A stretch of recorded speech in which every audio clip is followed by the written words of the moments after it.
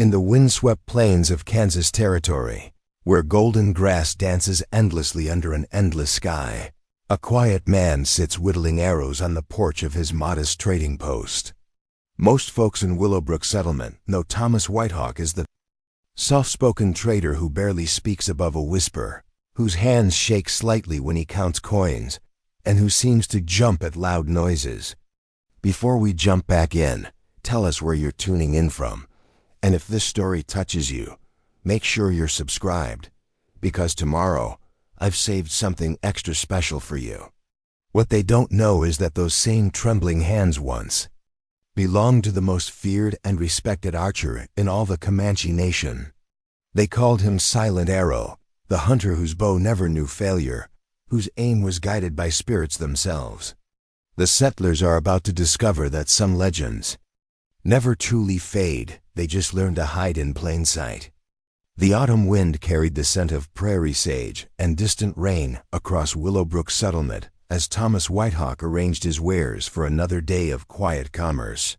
His trading post sat at the edge of town like a bridge between worlds, stocked with both settler goods and beautiful Comanche crafts that drew curious customers from miles around. To most people passing by, Tom appeared to be exactly what he claimed, a half-breed trader trying to make an honest living in a world that didn't quite accept him in either community. His weathered hands, marked by years of sun and wind, moved carefully as he sorted through his inventory. Beaded moccasins, intricately woven blankets, and hand-carved trinkets filled the wooden shelves, each piece telling a story of skilled craftsmanship. But it was his arrows that drew the most attention. Even in his quiet retirement from his former life, Tom couldn't help but create arrows of exceptional quality. Perfectly balanced, razor-sharp, and fletched with precision that spoke of decades of experience. Every morning, like clockwork, he would sit on his porch and work on these arrows, his movements fluid despite the slight tremor in his hands. Children would sometimes stop to watch, fascinated by the process, though Tom rarely spoke beyond offering them pieces of maple candy from his pocket.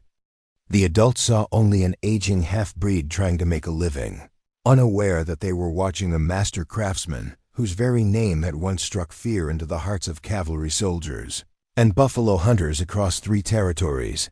Sarah McKenna had been the first person in Willowbrook to treat Tom with genuine kindness rather than suspicious tolerance.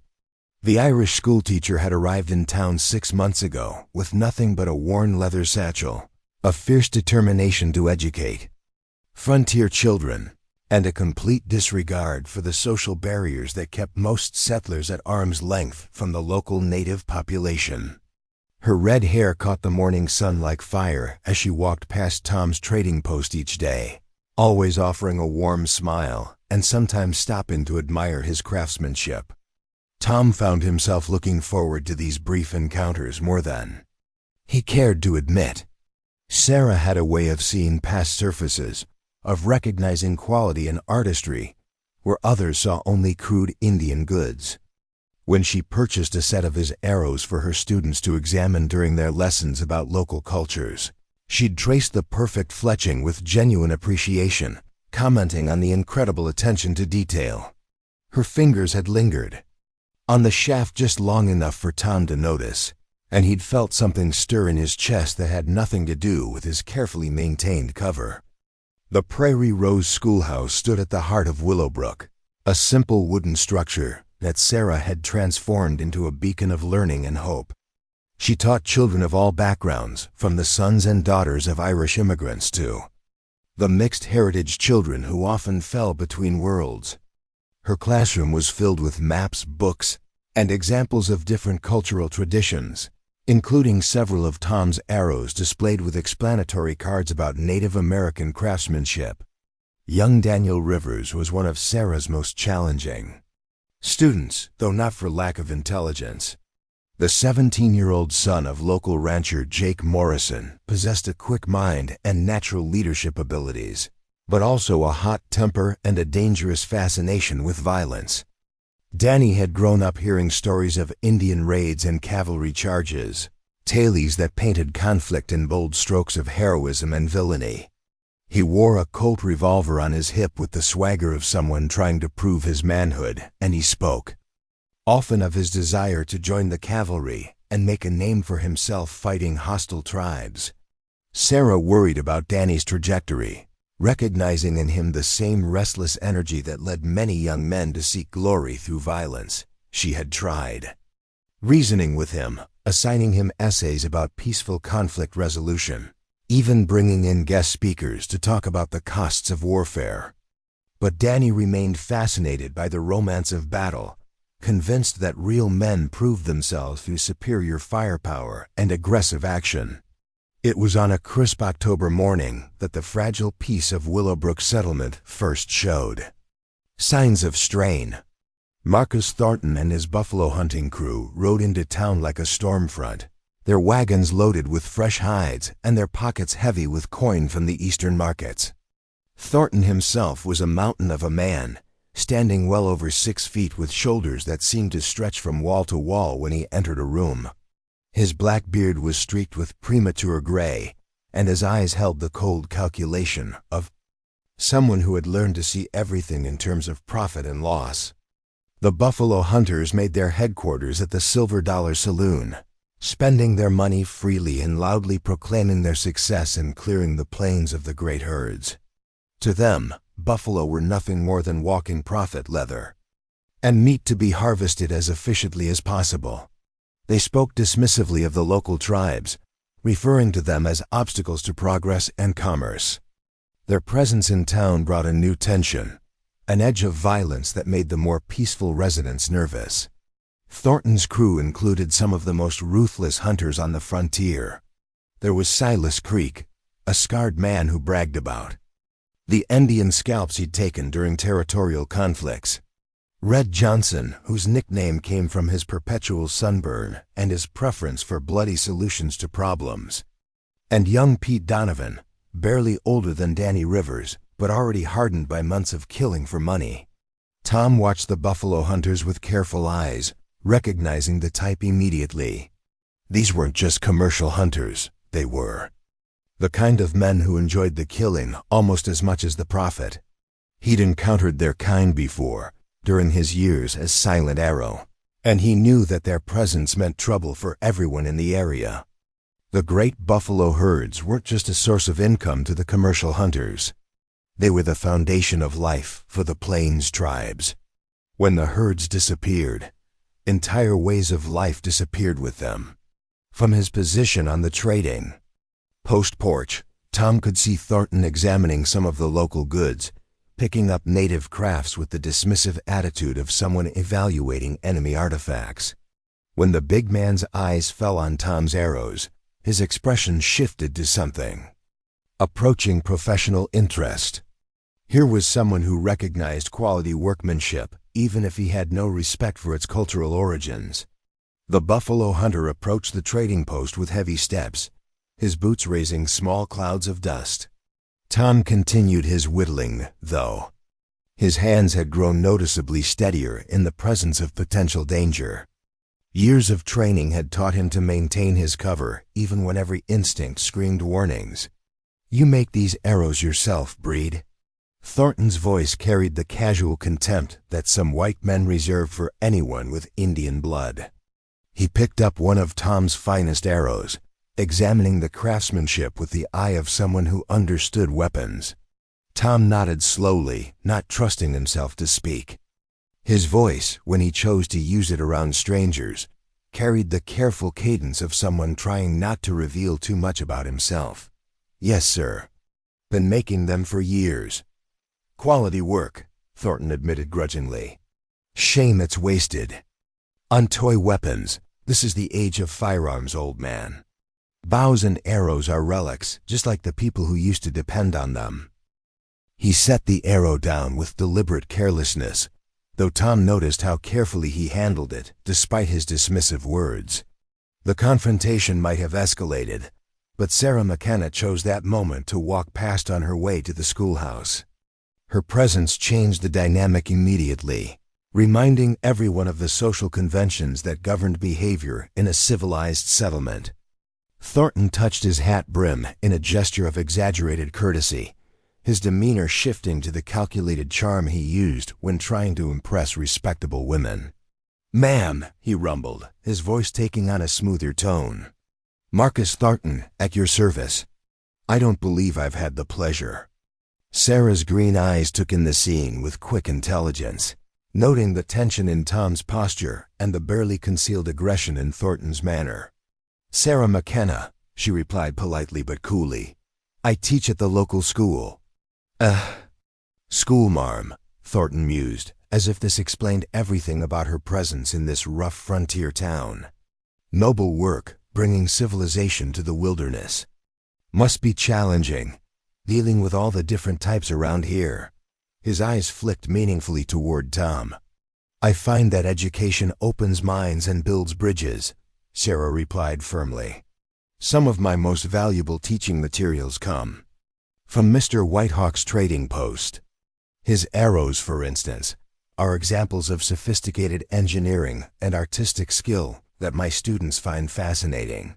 Preparing and narrating this story took us a lot of time, so if you are enjoying it, subscribe to our channel. It means a lot to us. Now back to the story." Tom felt something warm spread through his chest at her words. Here was someone who not only saw value in his work, but was willing to defend it publicly, even against the obvious disapproval of a man like Thornton. It was a small act of courage that meant more to him than she could possibly know. Thornton's expression darkened slightly at this unexpected support for the half-breed trader. "Engineering?" he repeated with a short laugh. "Ma'am, with respect, these are primitive tools. My rifle can drop a buffalo at 300 yards. How far can one of these arrows fly?" The question hung in the air like a challenge, though Thornton had clearly intended it as a rhetorical demonstration of modern superiority over ancient methods. Tom's hands had gone completely still on his whittling, and Sarah noticed the change in his demeanor. There was something in his posture now that suggested coiled strength, like a mountain cat preparing to spring. "Far enough," Tom replied quietly, his voice carrying a depth of certainty that made Thornton look at him more closely. The buffalo hunter was about to press the point when young Danny Rivers came striding up to the group, his hand resting casually on his gun butt in a gesture designed to project confidence and authority. The young man had clearly been watching the interaction from across the street, and his protective instincts towards Sarah had overcome his usual deference to older, more experienced men. "Everything all right here, Miss McKenna?" Danny asked, his voice pitched to carry just enough challenge to establish his presence without directly confronting the older men. Sarah appreciated the gesture while recognizing the potential for escalation. "Everything's fine, Daniel. Mr. Thornton was just expressing his opinions about different types of weapons." Danny's eyes lit up with interest. Like many young men of his generation, he was fascinated by firearms and eager to discuss their capabilities with anyone who would listen. "Are you a gunfighter, sir?" he asked Thornton with obvious admiration. "Hunter," Thornton corrected, though his tone suggested he didn't mind the misunderstanding. "Professional buffalo hunter. Been clearing these plains for 3 years now, making them safe for decent settlers." He gestured toward his rifle, a long-range weapon designed for bringing down large game at considerable distances. "Could you show me how it works?" Danny asked eagerly. "I've been practicing with my Colt, but I've never seen a real buffalo gun up close." Tom's expression remained carefully neutral, but Sarah caught a flicker of something in his eyes, concern, perhaps, or recognition of a dangerous path opening up before the impressionable young man. She knew Danny's fascination with violence was already stronger than was healthy, and she worried about the influence of men like Thornton. "Sure, boy," Thornton said, warming to the attention. "Real men need real weapons. Let me show you what modern firepower can accomplish." As Thornton began demonstrating his rifle for Danny's benefit, Tom quietly gathered his arrows and prepared to close up his trading post for the day. But he continued to watch the interaction with careful attention, filing away details about Thornton's weapons, his crew, and his attitudes toward the local population. Old habits died hard, and Tom's instincts were telling him that this buffalo hunter represented a threat that went beyond simple commercial competition. Sarah lingered near the trading post, ostensibly examining some of the beadwork, but actually observing Tom's reactions to the morning's events. She had noticed the way his hands had steadied when Thornton appeared, the subtle shift in his posture that suggested controlled readiness rather than aged infirmity. There was something about Tom Whitehawk that didn't quite match his carefully maintained image as a simple trader. "Your arrows really are beautiful," she said softly, when Thornton and Danny had moved far enough away to give them some privacy. "The balance, the craftsmanship, someone taught you very well." Tom looked up from his packing, meeting her green eyes for perhaps the first time since she'd started frequenting his trading post. "My grandmother," he said simply. "Elena Whitehawk. She said that anything worth doing was worth doing with reverence and precision." "She sounds like a wise woman," Sarah replied. "Is she still living?" "Yes," Tom said, and something in his voice suggested that this simple fact meant more to him than most people would understand. "She lives with the band up north, still teaching the old ways to anyone willing to learn." Sarah heard something in his tone that made her study his face more carefully. There was a depth of sadness there, she realized, the kind that came from being separated from the people and places that mattered most. "Do you see her often?" Tom's hands paused in their careful packing. "Not as often as I should," he admitted. "Life has a way of pulling people in different directions." Before Sarah could respond, the sound of Thornton's rifle echoed across the settlement as he demonstrated his weapon for Danny's benefit. The sharp crack of gunpowder seemed to cut through the peaceful morning air like a knife, startling birds from their perches and causing several horses to shy nervously. Tom's reaction was subtle but telling. His head turned toward the sound with the automatic precision of someone trained to identify and locate threats by sound alone. "Impressive," Sarah said, though her tone suggested she found the display more disturbing than admirable. "Though I sometimes wonder if we're too quick to reach for violent solutions to our problems." "Violence is a tool," Tom replied thoughtfully. "Like any tool, it can be used wisely or foolishly.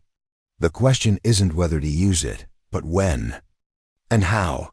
Sarah found herself intrigued by this perspective. Most of the men she'd encountered on the frontier fell into two categories: those who glorified violence and those who feared it. Tom seemed to belong to neither group, approaching the subject with a philosophical detachment that suggested hard-won experience. "Have you had to make such choices?" she asked, then immediately worried that the question was too personal, too probing for their still developing friendship. Tom was quiet for so long that Sarah began to think he wouldn't answer. When he finally spoke, his voice carried the weight of memory. "Every man has to choose who he wants to be," he said. "Some choose to be feared, some choose to be loved. The wise ones try to choose when to be each." The conversation was interrupted by the return of Danny Rivers, his face flushed with excitement from his time with Thornton's rifle. The young man's eyes were bright with the kind of enthusiasm that worried Sarah, the gleam of someone who had just discovered a new source of power and status.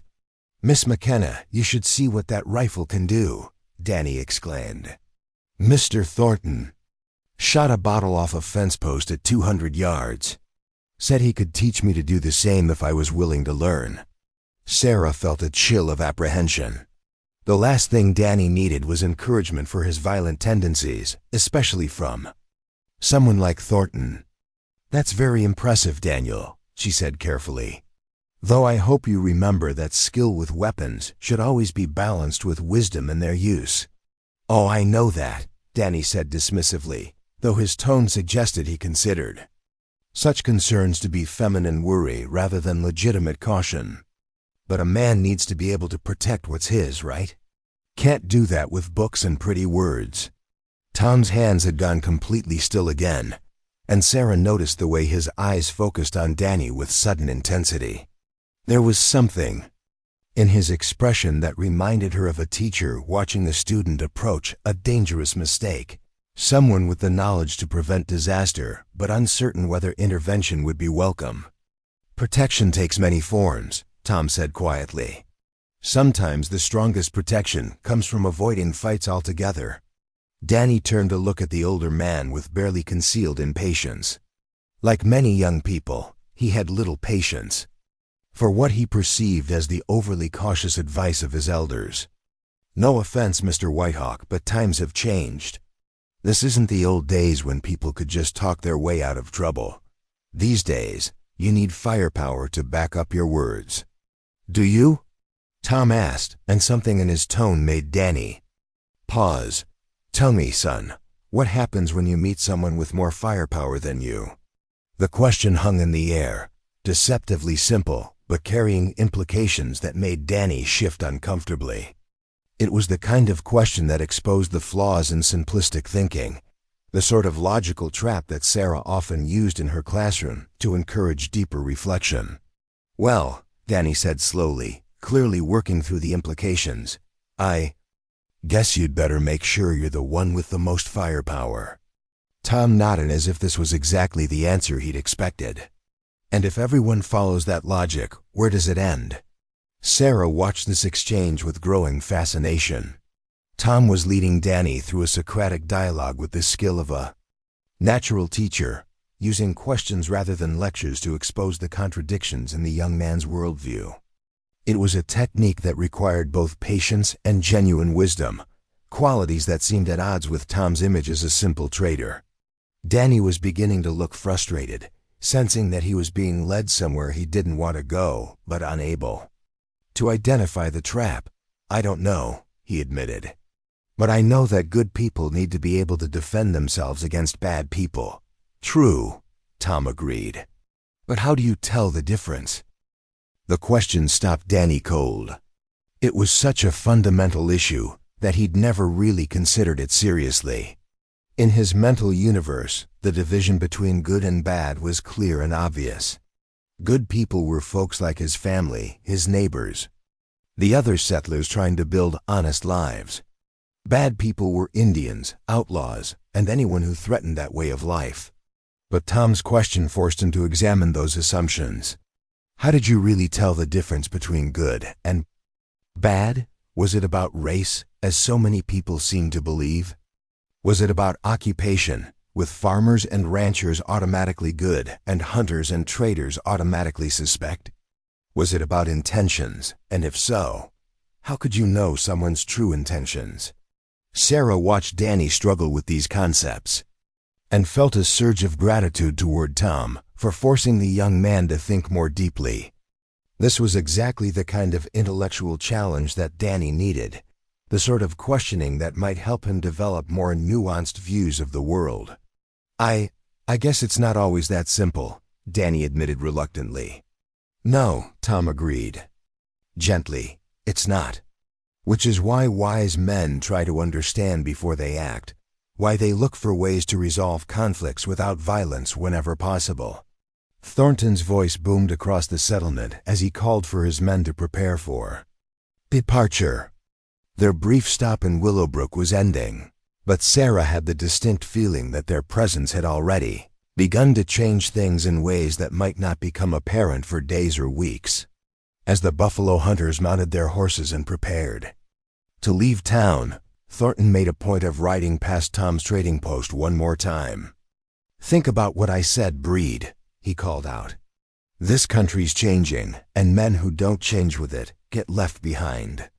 Tom watched the riders disappear into the distance without responding, his weathered face revealing nothing of his thoughts.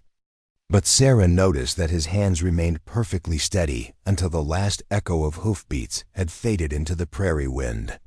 Interesting morning, she observed, gathering her teaching materials for the short walk to the schoolhouse. Yes, Tom agreed, beginning to rearrange his wares for the day's customers, though I suspect it's just the beginning. Sarah paused at the edge of his porch, struck by something in his tone. Beginning of what? Tom's dark eyes met hers for a moment, and she saw depths there that seemed at odds with his carefully maintained facade. Change, he said simply. Men like Thornton don't just pass through. They alter things, usually in ways that can't be undone. As Sarah walked toward the schoolhouse, she found herself thinking about Tom's words and wondering what other depths lay hidden beneath his quiet exterior. There was something about Thomas Whitehawk that didn't quite add up, something that suggested his story was far more complex than a simple half-breed trader trying to make a living between two worlds. Behind her, Tom continued arranging his wares, but his attention was focused on the horizon where Thornton's group had disappeared. Old instincts were awakening, senses that had kept him alive during his years as Silent Arrow. Change was coming to Willowbrook Settlement, and when it arrived, Tom suspected that his carefully maintained disguise might no longer be enough to protect the people he was learning to care about. The morning after Thornton's departure brought an unusual stillness to Willowbrook Settlement, as if the very air was holding its breath. Tom Whitehawk noticed it immediately when he stepped onto his trading post porch, the way the birds seemed reluctant to sing and how the wind carried an edge that spoke of distant storms.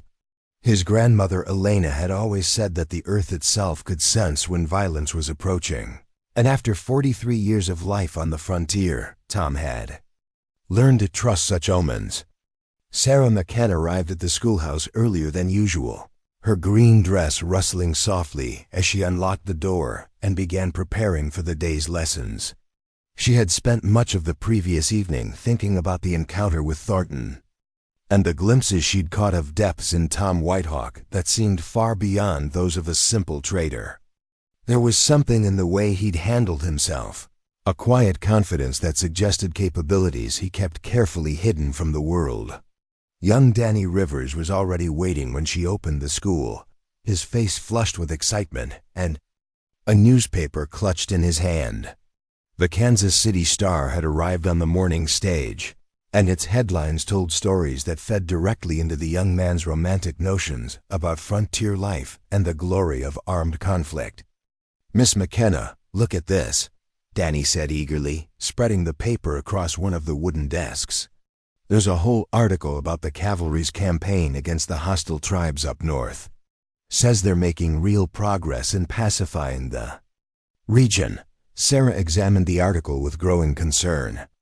The language was typical of Eastern newspapers covering Western conflicts, full of dramatic rhetoric about civilization versus savagery, with little understanding of the complex realities that drove most frontier conflicts.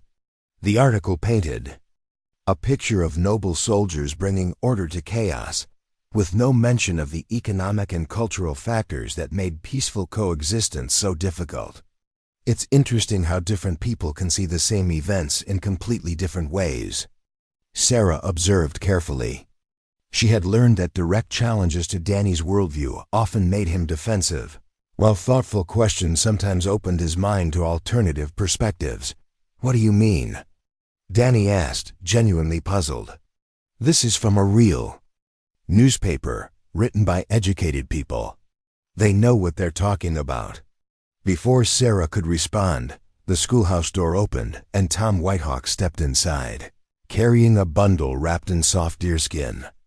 His appearance in the classroom was unusual enough to draw Danny's immediate attention, since the trader rarely ventured far from his post during business hours. "Pardon the interruption," Tom said quietly, his voice carrying the careful modulation he used when speaking to groups. "I brought something that might help with your lessons about local cultures." Sarah's eyes lit up with genuine interest. "Of course, Mr. Whitehawk. What do you have for us?" Tom carefully unwrapped the bundle, revealing an exquisite bow that seemed to glow with inner light in the morning sunshine, streaming through the schoolhouse windows. The weapon was clearly a masterpiece of traditional craftsmanship, every curve and line flowing with perfect proportion.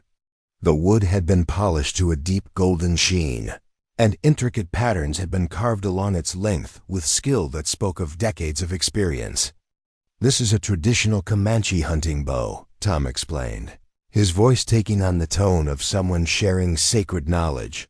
"Made from Osage orange wood, also called Bois d'Arc. The French trappers called it wood of the bow because no other material comes close to its strength and flexibility. Danny moved closer, his earlier enthusiasm about cavalry campaigns momentarily forgotten in favor of this tangible piece of frontier craftsmanship. "How far can it shoot?" he asked, his practical mind immediately focusing on the weapon's capabilities. "That depends on many factors," Tom replied, handling the bow with reverence that bordered on ritual. "The strength of the archer, the quality of the arrows, the wind conditions, the target. But in the right hands, accurately, perhaps 200 paces, 200 yards? Danny's voice carried a note of skepticism. "That rifle Mr. Thornton was showing off yesterday could hit targets much farther than that." Tom nodded thoughtfully. "True, but a rifle announces itself with smoke and sound that can be heard for miles. An arrow flies silently, and a skilled hunter can loose a dozen while a rifleman reloads once." Sarah watched this exchange with fascination, noting how Tom's demeanor changed when he spoke about traditional weapons and hunting techniques. Careful hesitation in his voice disappeared, replaced by the confident authority of someone who knew his subject intimately. His hands, which typically showed a slight tremor when handling everyday items, moved with perfect steadiness as he demonstrated the bow's balance and draw. "Could you show us how it works?" Sarah asked, genuinely curious about the mechanics of traditional archery. Tom's expression grew thoughtful, and Sarah caught a flicker of something that might have been internal debate. "Perhaps outside," he said finally. "Though I should mention that I'm somewhat out of practice." The three of them moved to the open area behind the schoolhouse, where a split-rail fence provided a natural backstop. Tom selected 3 arrows from his bundle, each one a work of art in its own right. The shafts were perfectly straight and smooth, fletched with eagle feathers arranged in a subtle spiral that would impart stabilizing rotation during flight. Danny positioned himself where he could watch every detail of Tom's technique, while Sarah stood slightly to the side, her attention divided between the demonstration and her observations of the man providing it. There was something almost ceremonial in the way Tom prepared for the shot, his movements deliberate and flowing with practiced grace. "The key to traditional archery," Tom explained as he knocked the first arrow, "is not just physical technique, but mental discipline. The archer must become one with the bow, the arrow, and the target. Force alone accomplishes nothing. Harmony accomplishes everything." He drew the bowstring back with smooth precision, his stance shifting into perfect alignment without apparent conscious thought. For a moment he held the position, arrow nocked and string drawn, while his eyes focused on a fence post perhaps 50 yards away. Then, with a release so smooth it seemed almost anticlimactic, the arrow flew. The result was immediate and dramatic. The arrow struck the fence post dead center with enough force to bury its point deep in the wood. The impact made a solid thunk that echoed across the open ground, and both Sarah and Danny stared in amazement at the precision of the shot. "Remarkable," Sarah breathed, while Danny's mouth hung open in astonishment. But Tom wasn't finished. Moving with fluid efficiency, he knocked the second arrow and drew the bowstring again. This time his target was a smaller post farther to the left, perhaps 60 yards away. The arrow flew with the same silent grace and struck with the same devastating accuracy, landing exactly where Tom's eyes had focused. The third shot was the most impressive of all. Tom aimed at a piece of bark that had peeled away from a distant tree, a target no larger than a playing card at what must have been 70 yards. Sarah found herself holding her breath as the arrow arced through the air, following a trajectory that seemed impossible to calculate without instruments. The arrow struck true, pinning the bark fragment to the tree trunk with surgical precision. Danny stood speechless for several seconds, his entire worldview suddenly challenged by what he'd just witnessed. Here was marksmanship that exceeded anything he'd seen from even the most skilled rifle shooters, accomplished with what he'd been taught to consider a primitive weapon. How? He finally managed to ask, his voice barely above a whisper. Tom lowered the bow, and Sarah noticed that his hands had begun to tremble again, as if the demonstration had cost him something beyond mere physical effort. Practice, he said. Simply, many years of practice. But the accuracy, Danny persisted. I've never seen anything like it. Not even from trained soldiers. Something flickered across Tom's face, an expression too brief for Sarah to interpret, but significant enough to make her wonder what memories her students' words had triggered. Every skill has its masters, Tom replied carefully. The question is whether mastery serves wisdom or merely serves itself. Sarah heard something profound in those words, a philosophy that seemed to address the very concern she'd been trying to instill in Danny about the proper relationship between capability and responsibility. What do you mean by that? She asked. Tom was quiet for a long moment, his eyes focused on the distant horizon where his arrows had found their marks. A man can become very skilled at taking life, he said finally. The real challenge is learning when not to use that skill, even when you could. Danny looked confused by this distinction. But if you have the ability to stop bad people, isn't it your duty to use it? And who decides who the bad people are? Tom asked gently, echoing the question he'd posed the previous day. You me? The newspapers? He gestured toward the Kansas City Star that Danny had been reading earlier. The law decides, Danny replied with the confidence of someone who'd never had to question such fundamental assumptions. Sheriffs, judges, the army. They represent civilization and order. Tom's expression grew thoughtful, and Sarah sensed that they were approaching something significant, a moment when the carefully maintained boundaries of his public persona might shift just enough to reveal the depths beneath. I've known lawmen who were little better than the criminals they chased, he said quietly. And I've known outlaws who were more honorable than the judges who condemned them. The badge doesn't make the man, Danny. The man makes the badge worth wearing. These words carried a weight of personal experience that made both Sarah and Danny look at Tom with new eyes. There was something in his voice that suggested intimate familiarity with the moral complexities of frontier justice, the kind of knowledge that came from direct involvement rather than casual observation. You sound like you've seen a lot of both kinds, Sarah observed, her teacher's instincts picking up on the educational opportunity, while her woman's intuition sensed deeper currents. Enough to know that the world isn't as simple as the newspapers make it seem, Tom replied. He began gathering his arrows, moving with the same fluid efficiency he displayed while shooting. Each arrow was examined carefully before being returned to his bundle, a process that seemed both practical and ritualistic.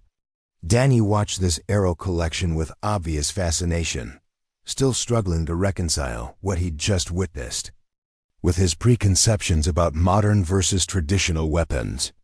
Could you teach me to shoot like that? He asked suddenly, the question bursting out before he could consider its implications. Tom paused in his arrow gathering, one shaft still embedded in the distant tree. Why would you want to learn? He asked, and Sarah noticed that his voice had taken on a different quality, more probing and serious. Because it's incredible, Danny replied enthusiastically. Because it's a skill that could be useful. Because... He trailed off clearly, struggling to articulate something beyond mere admiration for the technical achievement. Because you think it would make you more dangerous? Tom suggested quietly. Danny's face flushed, caught between honesty and embarrassment. Maybe, he admitted. Is that wrong? Not wrong, Tom said thoughtfully, but incomplete. Being dangerous isn't the same as being strong, Danny. And being strong isn't the same as being right. Sarah found herself drawn deeper into this conversation, recognizing it as exactly the kind of moral education that Danny needed but that she'd been struggling to provide through conventional teaching methods. Tom was approaching these concepts from an angle that resonated with the young man's interests while challenging his assumptions.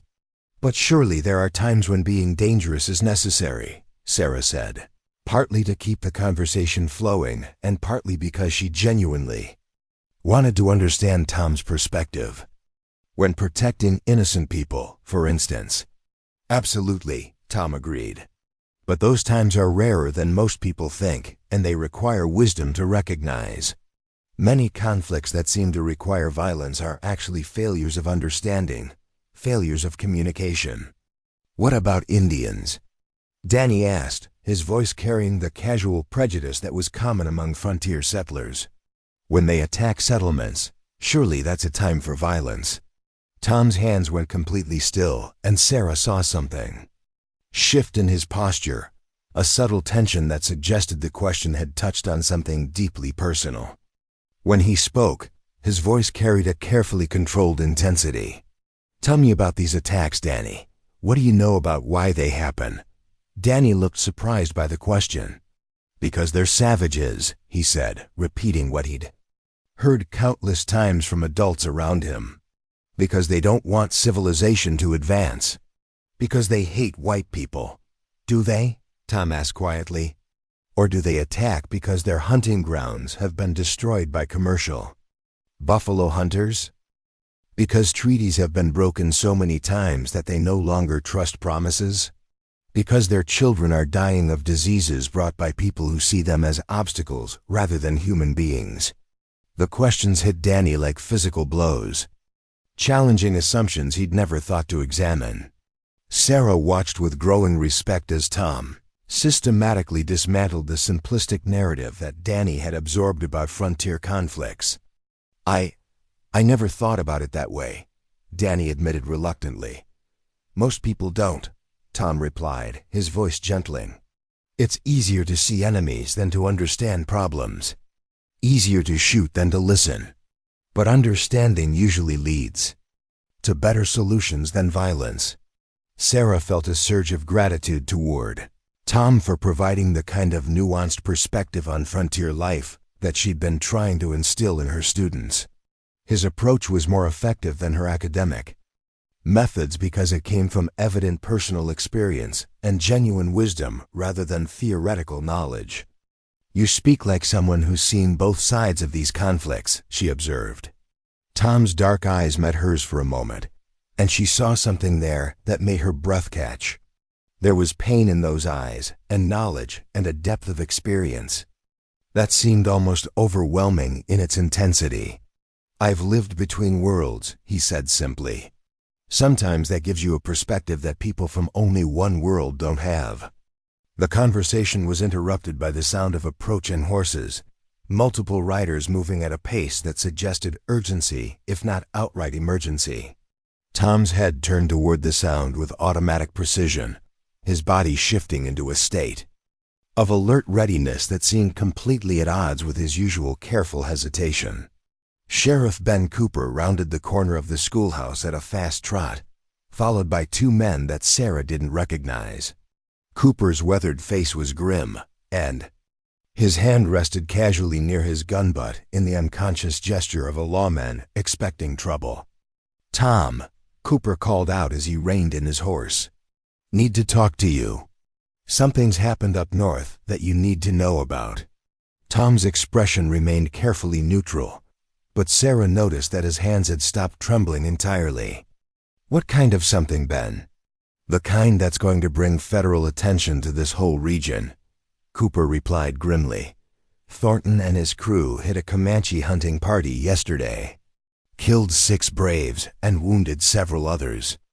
Claims they were defending themselves, but the survivors tell a different story. Sarah felt her heart sink as she absorbed the implications of this news.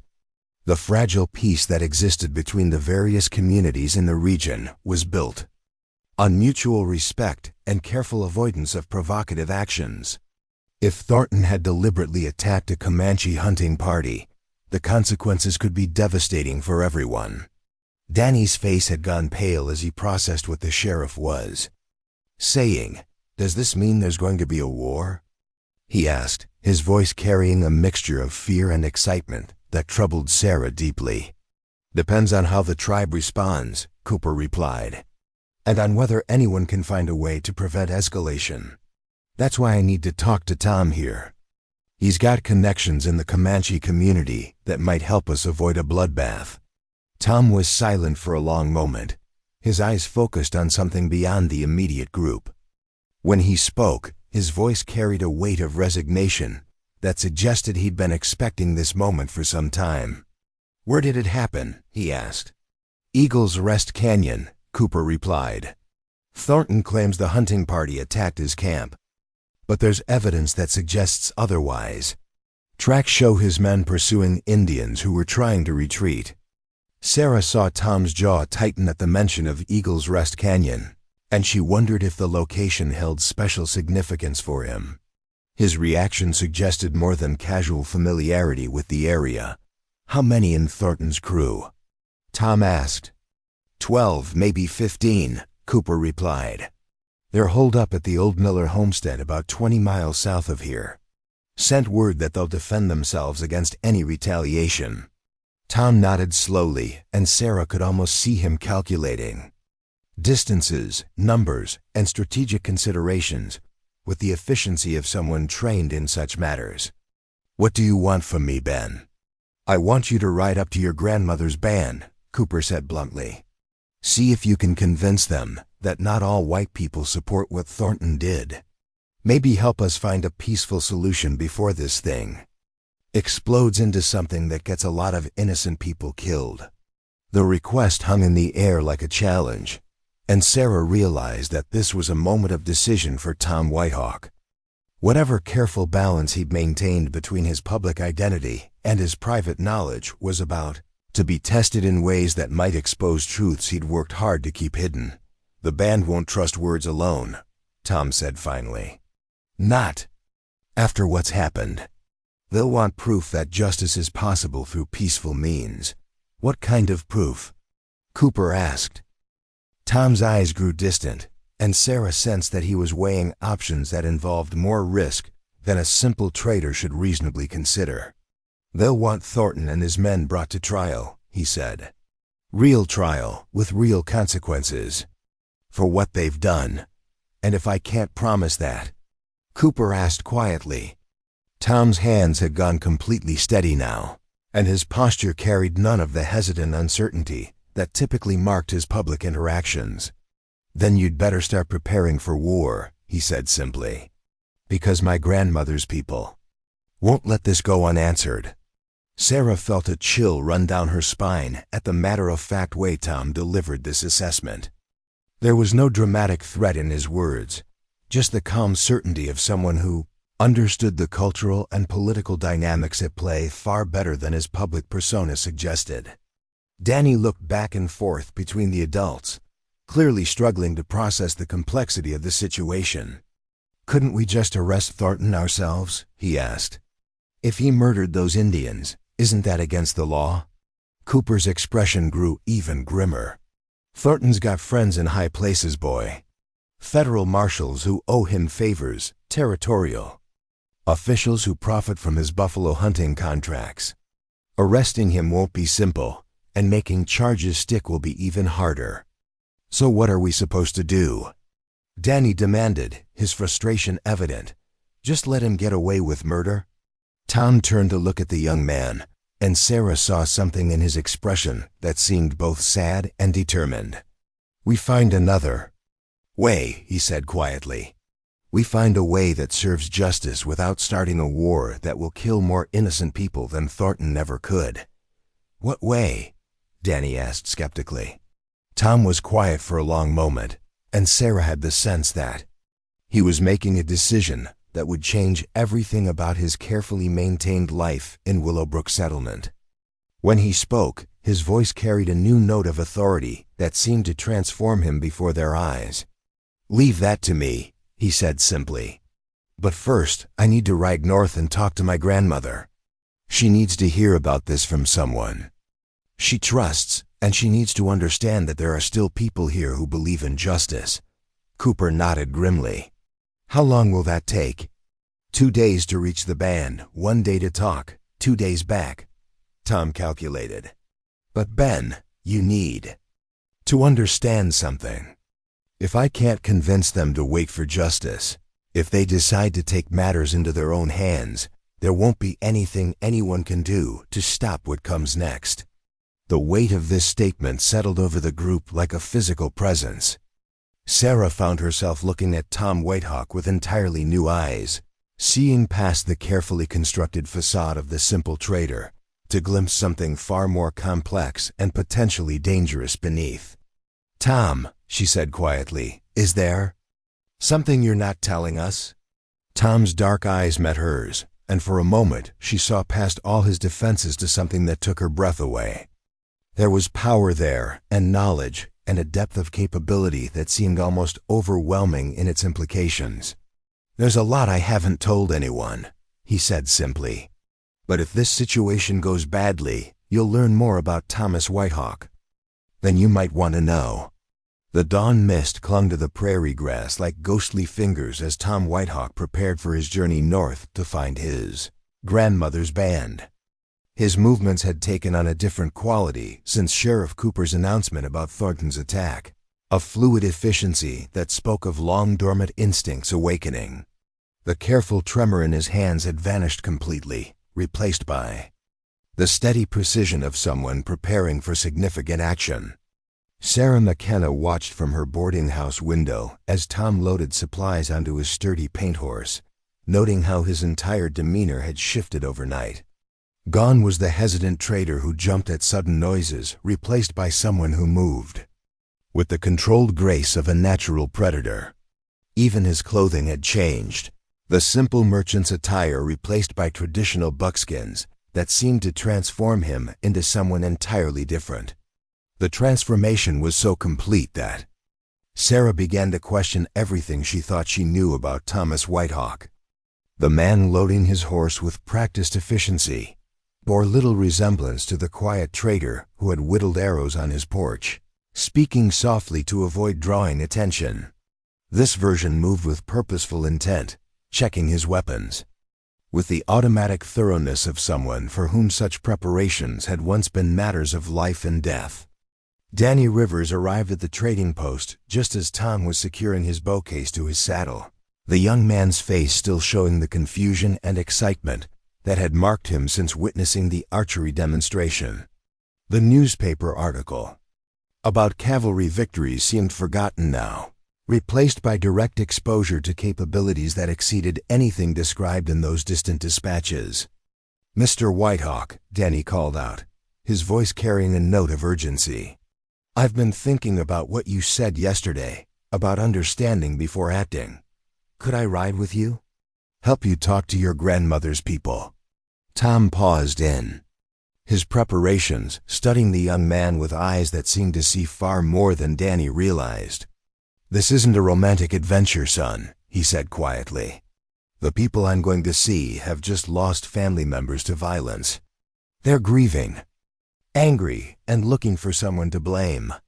A young white man riding into their camp might not receive the welcome you're expecting."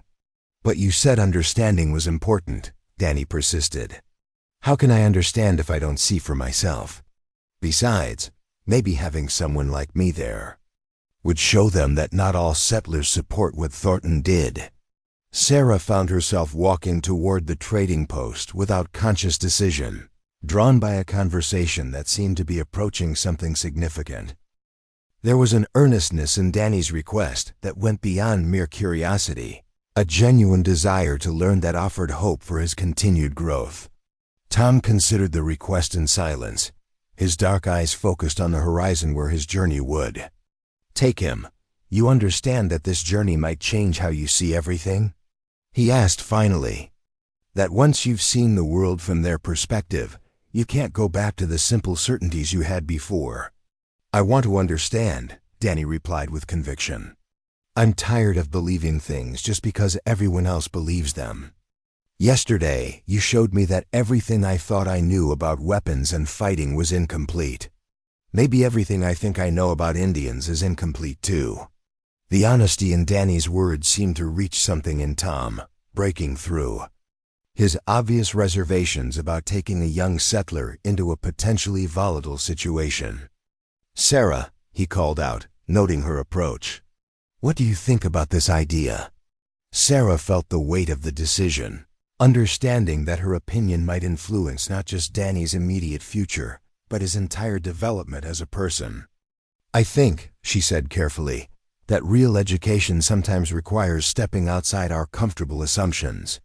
But I also think that Danny needs to understand the serious risks involved." "What kind of risks?" Danny asked, though his tone suggested he was prepared to accept whatever challenges presented themselves. Tom's expression grew serious as he considered how much truth to share. "The band will be in mourning for their dead," he explained. "Comanche mourning practices involve ritual expressions of grief that can be intense. They may test you, challenge you, try to determine whether you're worthy of their time and attention. Some of those tests could be dangerous." "I can handle danger," Danny replied with the quick confidence of youth. "Can you handle being wrong?" Tom asked pointedly. "Can you handle discovering that people you've been taught to see as savages are actually more civilized than the society you come from? Can you handle learning that your own people have committed acts that would make those newspaper stories look like children's tales?" The questions hit Danny with visible force, challenging not just his preconceptions, but his entire sense of identity. Sarah watched him struggle with concepts that went to the heart of who he believed himself to be, recognizing the same intellectual crisis she'd tried to precipitate through gentler classroom methods. "I think I need to find out," Danny said. Finally, his voice quieter but no less determined. Tom nodded slowly, as if this response met some internal test he'd been conducting. "Then you'll need to follow my lead completely," he said. "No questions, no arguments, no attempts to impose your own ideas about how things should be done. In their camp, you'll be a guest whose life depends on showing proper respect." "I understand," Danny replied solemnly. "Do you?" Tom asked. And something in his tone made both Sarah and Danny look at him more closely. "Because understanding their customs might require you to participate in ceremonies that your church would call heathen. It might require you to eat food that seems strange, sleep in accommodations that seem primitive, and accept hospitality from people your neighbors would shoot on sight." Sarah heard something in Tom's voice that suggested personal experience with such cultural conflicts, the kind of intimate knowledge that came from living between worlds. "You've done this before," she observed.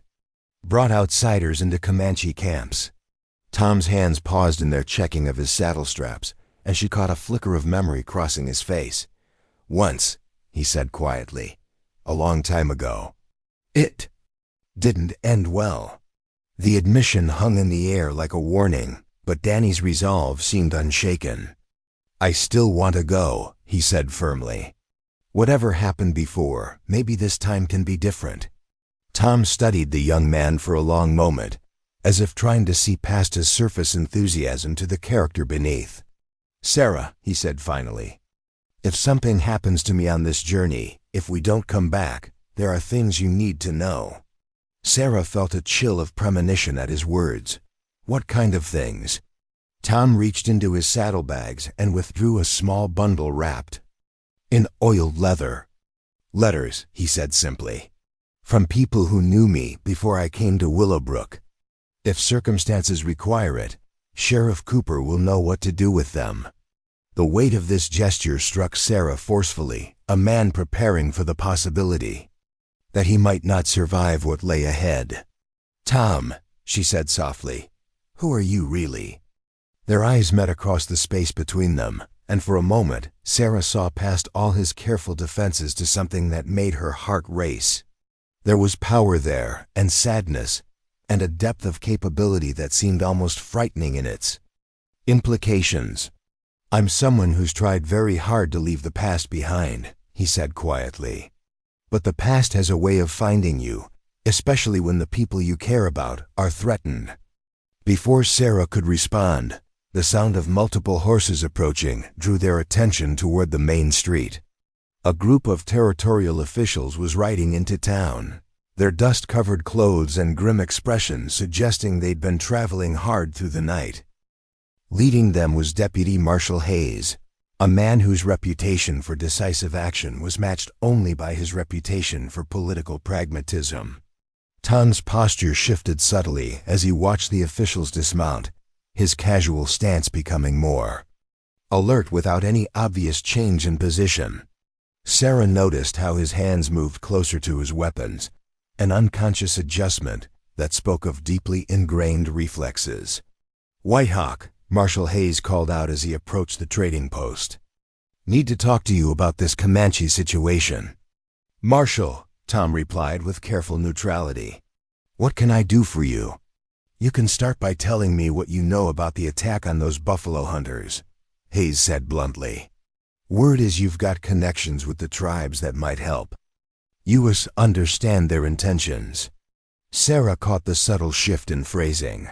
The way Hayes framed Thornton's attack on the hunting party as an attack on the buffalo hunters instead. It was the kind of political repositioning that transformed victims into aggressors and aggressors into victims.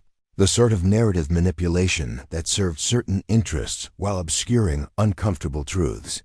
"I know that 6 Comanche hunters are dead," Tom replied quietly. "I know that they were in Eagle's Rest Canyon, which has been recognized hunting ground for their band for generations. And I know that Marcus Thornton had no business being in that area unless he was deliberately looking for trouble." Hayes's expression hardened at Tom's direct challenge to the official narrative. "That's a serious accusation, Whitehawk. You got evidence to back it up, do you?" Tom countered smoothly. "Because last I heard, Thornton was the only witness to what happened, and dead men don't contradict convenient stories." The exchange crackled with tension, 2 men testing each other's resolve while Danny and Sarah watched from the sidelines.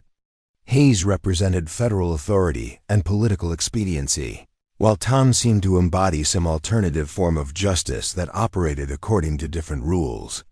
"The territorial government is prepared to offer compensation for the unfortunate deaths," Hayes said carefully, "provided the tribes understand that retaliation against innocent settlers won't be tolerated."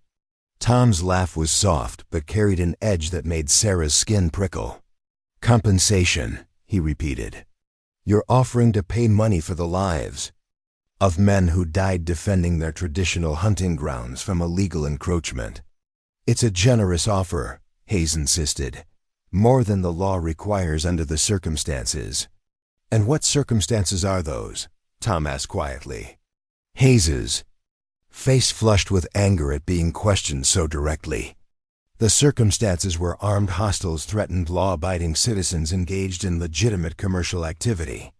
"Hostiles," Tom repeated, his voice taking on a dangerous quality that made Danny step back instinctively. "Is that what you call fathers and sons hunting to feed their families?" Sarah watched this confrontation with growing fascination and alarm, recognizing that something significant was happening beyond the obvious political maneuvering. Tom's questions weren't just challenging Hayes's narrative. They were exposing the fundamental assumptions that allowed such narratives to exist in the first place. "Whitehawk," Hayes said more carefully, clearly recognizing that he was dealing with someone more formidable than he'd initially assumed. "Let's be practical here. The territorial government wants to avoid a wider conflict. We're prepared to be reasonable if the tribes are prepared to be reasonable." "Reasonable," Tom said thoughtfully. "Tell me, Marshal, what would you consider reasonable if someone killed 6 of your family members and then offered to pay compensation rather than face justice?" The question hung in the air like a challenge, forcing Hayes to confront the moral implications of his position. Sarah saw him struggle with the logic, recognizing the validity of Tom's point while remaining committed to his political objectives. "That's different," Hayes said finally. "These were Indians attacking white settlers." "No," Tom replied with quiet certainty. "These were human beings defending their homeland against armed invaders. The color of their skin doesn't change the basic facts of what happened." Danny had been listening to this exchange with growing amazement, watching Tom systematically dismantle the assumptions that formed the foundation of frontier politics. The quiet trader who whittled arrows on his porch was revealing himself too. Be someone with both the knowledge and courage to challenge federal authority directly. You seem awfully well informed about tribal perspectives, Hayes observed suspiciously. Makes a man wonder where your true loyalties lie. Sarah felt the danger in that observation, recognizing it as the kind of challenge that could escalate quickly into something far more serious. Tom's response would reveal much about his character and his intentions. My loyalty, Tom said quietly, is to the truth. And the truth is that Marcus Thornton murdered 6 men in cold blood, and now you're here trying to cover it up for political convenience. The accusation was so direct and uncompromising that Hayes actually took a step backward, his hand moving instinctively toward his weapon before stopping as he recognized the implications of such an action. Tom hadn't moved at all, but something in his posture suggested coiled readiness, like a mountain cat preparing to spring. That's a serious charge, Hayes said carefully. Yes, Tom agreed. It is, just like murder is a serious crime, regardless of who commits it or who the victims are. Sarah realized that they were witnessing something remarkable, a man of hidden depths choosing to reveal his true character in defense of principles that transcended personal safety. Whatever Tom Whitehawk's real story might be, it was becoming clear that he was far more than the simple trader he pretended to be. Mr. Whitehawk, Danny said suddenly, his voice carrying a new note of respect. I still want to ride with you, Danny said, his tone unwavering. Now more than ever. Tom studied him closely, as if he were seeing him through a new lens. Why? Because you were right, Danny answered. About not rushing. To judge, about looking for the truth, even when it's hard. I want to understand things the way you do. Standing nearby, Hayes's expression soured. He could feel his authority slipping through his fingers. Whitehawk, he snapped. The territorial government strongly advises civilians to avoid entering unstable regions right now. Tom raised an eyebrow. Advises? He repeated with quiet amusement. Or commands. Hayes's jaw clenched before he reluctantly admitted, advises. In that case, Tom replied calmly, we'll take your advice into account. But the decision is ours to make. Sarah watched with a rising sense of respect.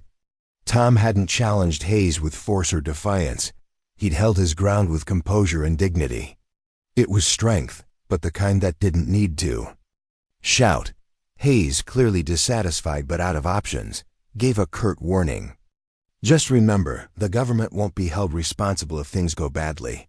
I understand, Tom said evenly. But I've been living with the consequences of my choices for a long time. As Hayes and his deputies rode away toward the sheriff's office, Sarah turned to Tom, her perspective of him irrevocably altered. That was brave, she said quietly. Tom kept his focus on the saddle as he made final adjustments. Was it? He asked. Or was it just a man tired of hiding from who he really is? Maybe both, she said. Either way, I'm proud to know you. Tom stopped what he was doing.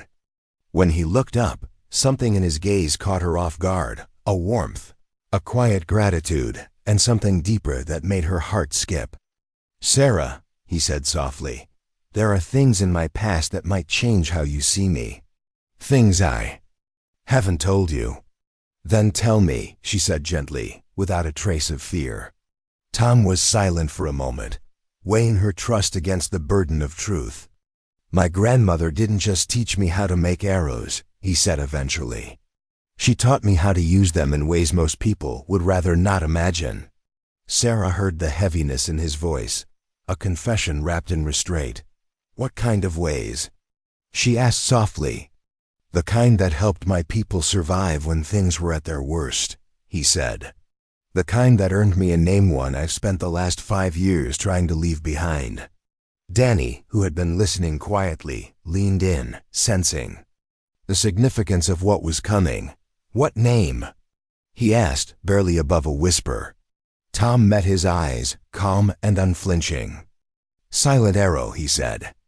The name hit Danny like a thunderclap. Recognition dawned instantly. Silent Arrow, a name shrouded in legend across the frontier. Tales told of a warrior whose arrows never missed, who struck unseen and vanished. Like mist. You're him, Danny breathed. You're really him. I was, Tom said gently. I've been trying to be someone else ever since. Sarah felt her understanding of Tom shift completely. The quiet, reserved man she'd come to admire was also a living myth, one of the deadliest warriors the frontier had ever known. And yet, she didn't recoil. She felt honored to be trusted with such truth. Why? She asked. Why give that up? His gaze turned distant, heavy with memory. Because I realize that knowing how to take a life doesn't mean you know how to live one, he said softly. And all that skill never saved the ones I loved most. His words held deep pain. Behind the legend was a man scarred by loss and regret.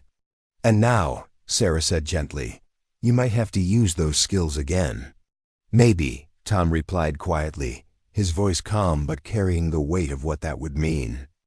If I can't find another way to prevent a war that will kill far more people than Thornton already has.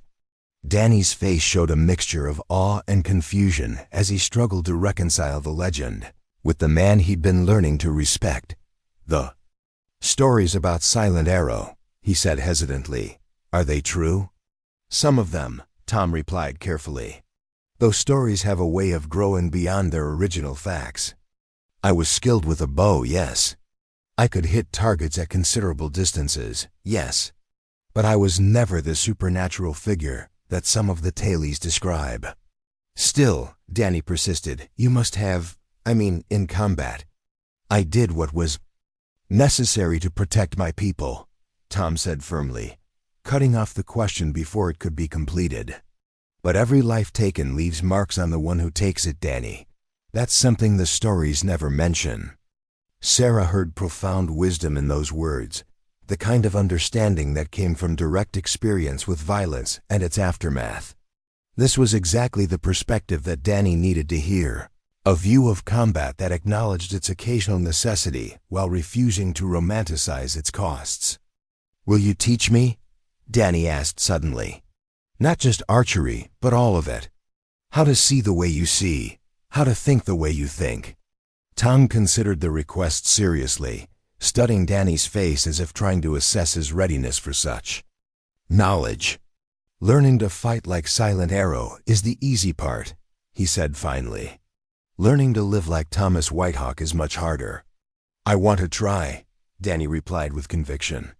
Then we'll start with this journey, Tom decided. And we'll see if you're ready for the harder lessons that come after. As Tom made his final preparations for departure, Sarah found herself struggling with emotions she hadn't expected to feel.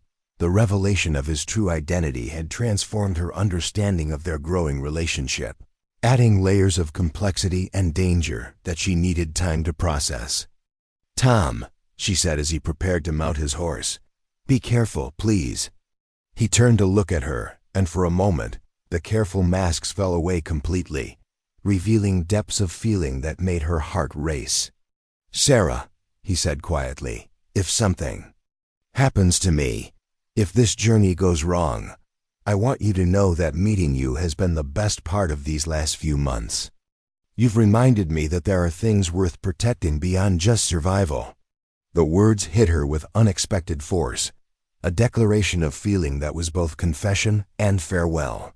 Before she could respond, he had mounted his horse and was preparing to ride out, Danny scrambling to catch up on his own mount.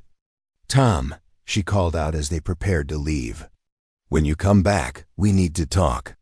He turned in his saddle to look back at her, and his smile carried warmth that seemed to light up the morning sky. When I come back, he agreed. And Sarah? My arrows never miss their target. Neither does my love for you. With that declaration hanging in the air between them, Thomas Whitehawk touched his heels to his horse's flanks and rode out of Willowbrook Settlement, Danny Rivers following. Close behind, Sarah watched them disappear into the prairie distance, her heart full of hopes and fears in equal measure. Behind them, they left a town beginning to understand that their quiet trader had been something far more significant than anyone had imagined, and that the approaching conflict would test everyone's assumptions about courage, justice, and the true meaning of strength.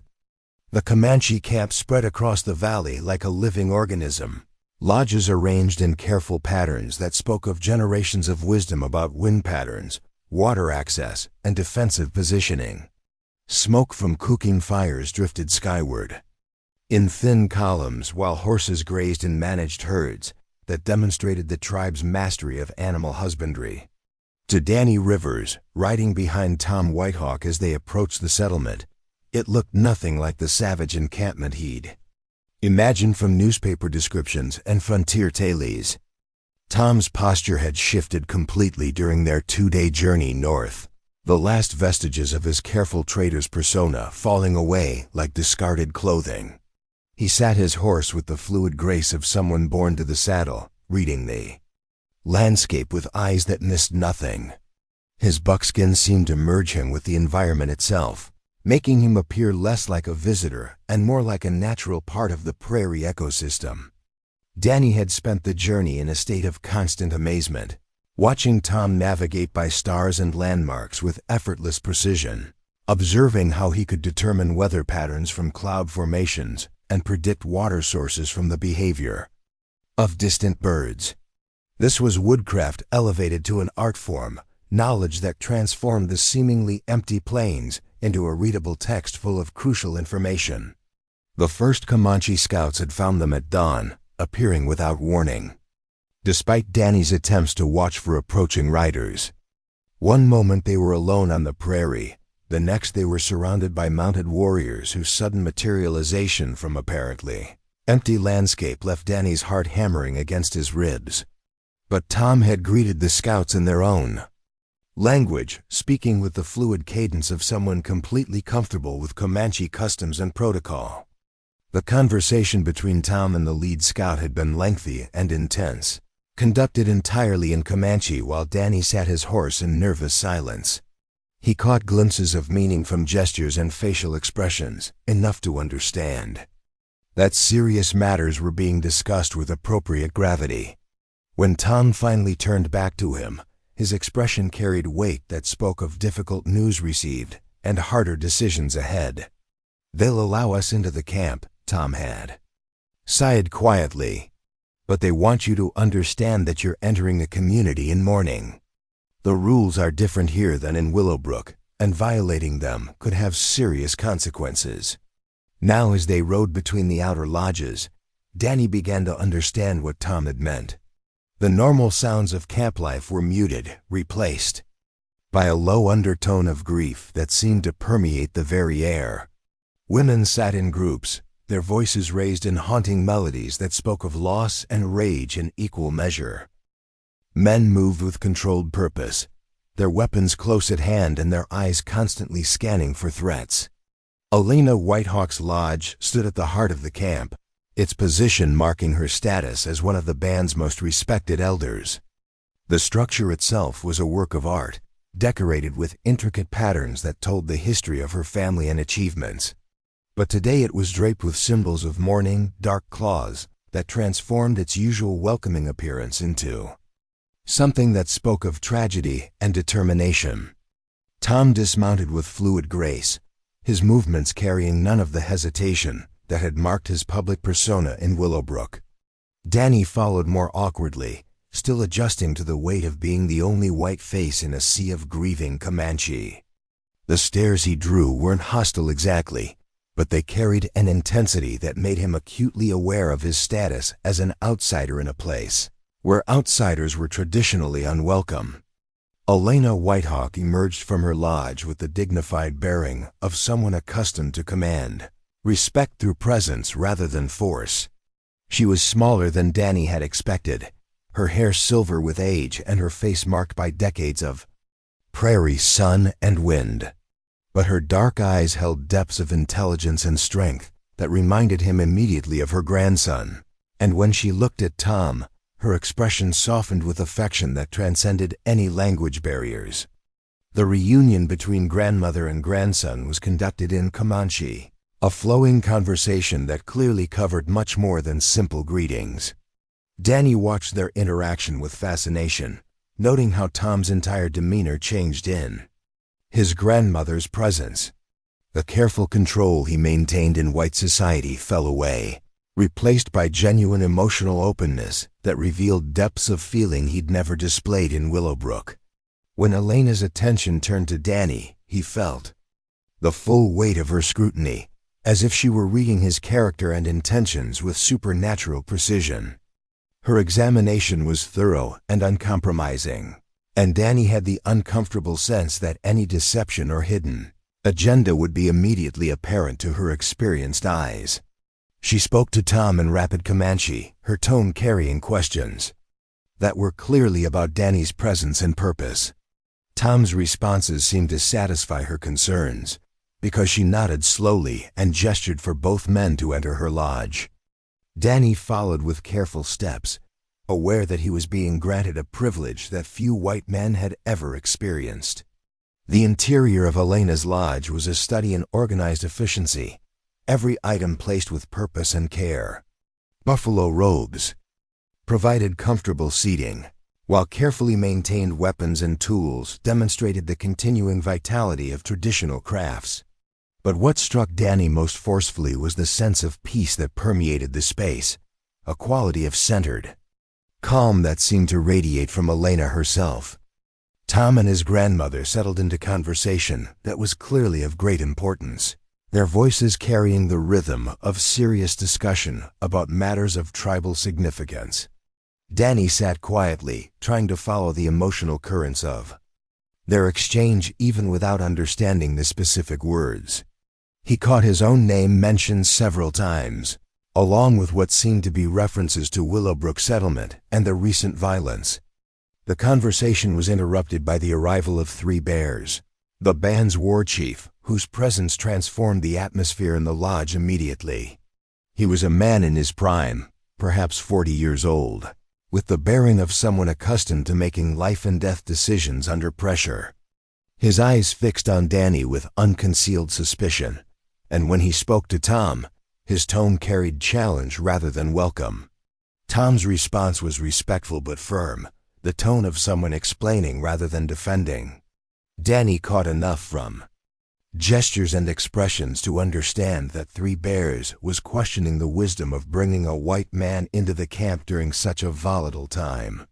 The war chief's concern seemed reasonable given the circumstances, but Tom appeared determined to justify his decision. Elena listened to this exchange with the patience of someone accustomed to mediating between different perspectives, her presence serving to moderate what might otherwise have become a heated argument. When she finally spoke, her words carried the authority of age and wisdom, and both younger men fell silent to listen. Her statement seemed to settle the immediate tension, though Danny noticed that 3 Bears continued to watch him with careful attention. The war chief addressed Danny directly for the first time, speaking in careful English that revealed education beyond what many frontier settlers possessed. "You are the young man who wishes to understand our ways," he said, his tone neutral, "but testing. Tell me why a white boy would risk his life to visit a camp in mourning." Danny felt the weight of the question, understanding that his answer would determine not just how he was treated, but whether Tom's mission could succeed. "Because I realized that everything I thought I knew about your people was wrong," he said. "Honestly, because Mr. Whitehawk taught me that understanding comes before judgment, and I want to learn from my mistakes." 3 Bears studied Danny's face as if searching for deception, his examination thorough and uncompromising. "And what did you think you knew about us?" he asked quietly. Danny felt heat rise in his cheeks as he contemplated admitting to beliefs that now seemed shameful in their ignorance. "I thought you were savages," he said quietly. "I thought you attacked settlers because you hated civilization. I thought—" He paused, struggling with the weight of his former prejudices. "I thought you were less than human." The admission hung in the lodge's air like a physical presence, honest and ugly in its simplicity. Danny braced himself for anger, for rejection, for the violent response that such words might reasonably provoke. Instead, Three Bears nodded slowly, as if Danny's honesty had met some test of character. "And now?" the war chief asked. Danny looked around the lodge, taking in the evidence of sophisticated culture and complex social organization that surrounded him. "Now I think I was an ignorant fool who believed what he was told, instead of learning what was true." Three Bears exchanged a glance with Elena, and Danny caught something that might have been approval in the older woman's expression. "Wisdom begins with admitting ignorance," the war chief said finally. "Few white men have the courage for such honesty." Tom had been watching this exchange with obvious satisfaction, recognizing that Danny was handling himself better than anyone might have expected. "Three Bears," he said in English, switching languages to include Danny in the conversation. "What can you tell us about the survivors from Eagle's Rest Canyon?" The war chief's expression darkened immediately at the mention of the attack site. "Two young men, both wounded. They reached camp yesterday evening and told us what happened." He paused, his jaw tightening with controlled anger. "The buffalo hunters were waiting in ambush. Our men never had a chance to defend themselves." Danny felt sick as he absorbed this information, understanding that Thornton's version of events had been completely fabricated. "They murdered them," he said quietly. "Yes," Three Bears confirmed. "Grimly, shot them down like animals, then took their scalps as trophies. The survivors only escaped because they were hunting slightly apart from the main group." The brutality of the attack struck Danny with physical force, challenging his remaining assumptions about the nature of frontier violence. This wasn't the honorable conflict described in newspaper articles, but cold-blooded murder committed for sport and profit. "What do the survivors want?" Tom asked, though his tone suggested he already knew the answer. "Justice," Three Bears replied simply. "Blood for blood, life for life." The traditional response to such unprovoked murder. Elena spoke in Comanche, her words carrying the weight of tribal law and custom. Tom listened intently before translating for Danny's benefit. "She says that under Comanche law, the families of the murdered men have the right to demand satisfaction. That usually means raiding the settlements until enough enemy blood has been spilled to balance the scales." Danny felt his heart sink as he contemplated the implications. "How many raids?" he asked quietly. Three Bears studied him with eyes that seemed to weigh his readiness for truth. "Until we judge that honor has been satisfied," he said finally. "That could mean dozens of deaths, perhaps hundreds." The scale of potential retaliation shocked Danny, forcing him to confront the cascading consequences of Thornton's actions. What had seemed like an isolated incident of violence was actually the spark that could ignite a broader conflict involving countless innocent people. "Is there no other way?" Danny asked desperately. "No alternative to more killing?" "There is always another way," Elena said, speaking in careful English for the first time since Danny's arrival. "But it requires justice from your people's law, not just our law." Tom leaned forward, his attention focusing intently on his grandmother's words. "What kind of justice?" "The murderers must face trial in white man's court," Elena replied. "Real trial with real punishment. If your law can provide justice, our law doesn't require additional blood." Danny felt a surge of hope at this possibility, but Tom's expression remained troubled. "Grandmother," he said carefully, "you know how white man's justice works when Indians are the victims. Thornton has money, connections, influence. A trial might not produce the justice you're looking for." Elena's eyes hardened with determination that reminded Danny powerfully of her grandson's hidden depths. "Then the trial must be conducted properly," she said firmly. "With witnesses who tell truth, evidence that cannot be disputed, judges who care more about justice than politics." Three Bears spoke rapidly in Comanche, his tone suggesting disagreement with Elena's position. Tom listened carefully before responding in the same language, their conversation growing heated as they debated options and consequences. Danny caught enough from their gestures to understand that they were discussing the likelihood of achieving justice through legal channels versus the certainty of satisfaction through traditional retaliation. When the argument finally subsided, Elena spoke with the finality of someone whose word carried ultimate authority within the band. Tom translated her decision with obvious reluctance. She says the band will wait 3 days for white man's justice to begin. If Thornton and his men haven't been arrested and charged with murder within that time, the war parties will ride. Danny felt the weight of this ultimatum, understanding that the fate of countless innocent people now depended on events beyond their control. 3 days, he repeated numbly. 3 days, Tom confirmed. And Danny, you need to understand something. When she says war parties will ride, she doesn't mean small raids on outlying farms. She means full tribal mobilization, with warriors from multiple bands joining the fight. The kind of conflict that brings federal troops and destroys entire regions. The magnitude of approaching disaster hit Danny like a physical blow, forcing him to contemplate the cascading consequences of a single act of greed and violence. Thornton's attack on the hunting party hadn't just killed 6 men. It had lit a fuse that could explode into regional warfare involving thousands of lives. What can we do? Danny asked desperately. We ride back to Willowbrook, Tom replied. Grimly, we tell Sheriff Cooper what we've learned, and we hope that justice can move faster than vengeance. 3 Bears spoke again, his words carrying warning that needed no translation. Tom's face grew pale as he absorbed whatever message the war chief was delivering, and when he turned back to Danny, his expression carried weight that spoke of personal danger ahead. He says that Thornton's men have been asking questions about me in settlements between here and Willowbrook, Tom explained quietly.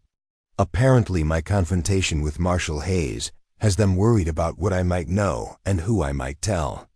Danny felt a chill of apprehension as he processed this information. They're hunting you? They're preparing to hunt me, Tom corrected. Which means our return journey is going to be more dangerous than our trip north. Elena rose from her seat with fluid grace, moving to a storage area where she retrieved items that had clearly been prepared in advance of their visit.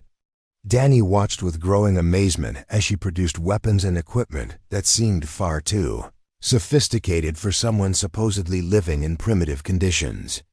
The first item was a bow that seemed to glow with inner light, its construction so perfect that it appeared almost supernatural in its beauty. The wood had been worked to impossible smoothness, its curves flowing with mathematical precision that spoke of generations of accumulated knowledge. When Tom took the weapon in his hands, his entire posture shifted, as if the bow completed some essential part of his identity. Your grandfather's bow, Elena said softly in English. The one he carried when he earned his war name. The one you left behind when you chose the white man's path. Tom's hands trembled slightly as he examined the weapon, clearly struggling with emotions that went far beyond mere nostalgia. Grandmother, he said quietly, I gave up this life for good reasons. You gave up killing, Elena corrected gently. But you never gave up protecting. Now protection requires you to remember skills you've tried to forget. Danny watched this exchange with fascination, recognizing that he was witnessing something profoundly personal. A moment when Tom was being forced to reconcile different aspects of his identity. The bow represented more than just a weapon. It symbolized a heritage and a capability that Tom had tried to leave behind in his pursuit of a peaceful life. Elena produced a quiver next, filled with arrows that seemed to radiate menace despite their obvious beauty. Each shaft was perfectly straight and balanced, fletched with feathers that had been selected and prepared with ceremonial precision. The arrowheads gleamed with edges that looked sharp enough to cut thoughts, and Danny found himself wondering about the metallurgy and craftsmanship required to create such weapons. These are not for hunting deer, Elena said meaningfully. These are for hunting men who hunt innocent people. The distinction struck Danny forcefully, understanding that he was looking at weapons of war rather than tools for gathering food. The arrows seemed to embody concentrated lethality, each one designed to end human life with maximum efficiency. Tom accepted the quiver with obvious reluctance, his expression showing internal conflict between his desire for peace and his recognition of approaching necessity. "If I take these," he said quietly, "I become Silent Arrow again." "Are you certain? That's what you want?" Elena's eyes softened with love and understanding, but her voice carried unwavering determination. "You never stopped being Silent Arrow," she said gently. "You only learned to use those skills for protection instead of conquest. Now your people need protection that only Silent Arrow can provide." 3 bears had been watching this ceremony with obvious approval, and when he spoke again, his words carried formal weight that suggested tribal significance. Tom listened intently before translating for Danny's benefit. "He says that if Thornton's men are hunting me, they're probably planning to attack Willowbrook Settlement as well. They can't afford to leave witnesses to their crimes, especially witnesses who know the truth about what happened at Eagle's Rest Canyon." Danny felt his blood run cold as he contemplated this possibility. "Sarah," he whispered, thinking of the schoolteacher whose kindness and courage had made such an impression on him. "Yes," Tom replied grimly. "Sarah, Sheriff Cooper, your father. Everyone who might testify against them. If they're willing to murder 6 Comanche hunters in cold blood, they won't hesitate to eliminate anyone who threatens their version of events." The realization that their loved ones were in immediate danger transformed the situation completely, shifting focus from abstract justice to immediate protection of specific people they cared about. Danny felt his own worldview completing its transformation, understanding finally that sometimes violence was indeed necessary, not for conquest or dominance, but for the protection of innocence. "We have to warn them," Danny said urgently. "We will," Tom replied, shouldering the quiver with movements that spoke of long-dormant muscle memory awakening. "But Danny, you need to understand what you're asking for. If we ride back to protect Willowbrook, if I become Silent Arrow again, there's no going back to the quiet life I've been trying to build." Danny looked at his mentor, seeing past the internal conflict to the essential character beneath. "Mr. Whitehawk," he said quietly, "maybe some things are more important than quiet lives." Tom's expression showed surprise at the wisdom in Danny's words, recognition that his young student had learned lessons that went far beyond archery and woodcraft. "Maybe they are," he agreed softly. Elena stepped forward, placing weathered hands on both men's shoulders with gestures that carried the weight of blessing and farewell. When she spoke, her words were in Comanche, but their meaning transcended language barriers. Danny felt their power even without understanding their specific content, recognizing wisdom that had been shaped by generations of survival and struggle. "She says that courage is not the absence of fear, but the willingness to act despite fear," Tom translated. "She says that justice is not the absence of violence, but the wisdom to know when violence serves righteousness rather than selfishness." The blessing completed their preparation for departure, but as they prepared to leave the lodge, 3 bears spoke one final time. His words carried warning that made Tom's expression grow even more serious, and when he translated, Danny understood that their return journey would test everything they had learned about courage, justice, and the true meaning of strength.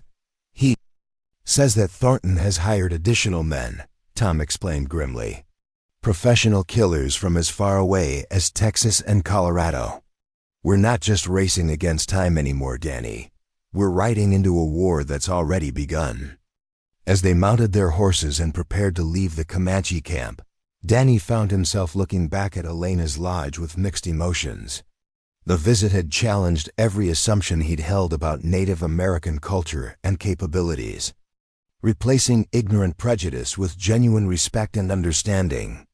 But more importantly, It had shown him what real wisdom looked like, the kind of knowledge that came from centuries of survival in a harsh and unforgiving world. The sun was setting as they rode out of the valley, painting the sky in shades of red that seemed prophetic given their mission.